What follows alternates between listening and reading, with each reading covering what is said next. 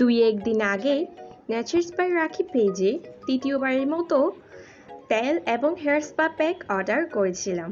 Nature's by রাখি পেজের তেলটি এর আগে 2বার ব্যবহার করে ফেলেছি। আগে আমার অনেক চুল পড়তো, কিন্তু তেলটি ব্যবহারের ফলে আমার চুল পড়া কমে এসেছে। সাথে তেলটি ব্যবহারের ফলে আমার মাথায় প্রচুর বেবি হেয়ার জন্মেছে।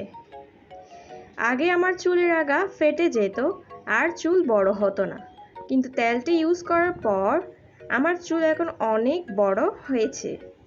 আর হেয়ার স্পা প্যাকটি ইউজ করার পর চুলে ন্যাচারাল কালার চলে আসে।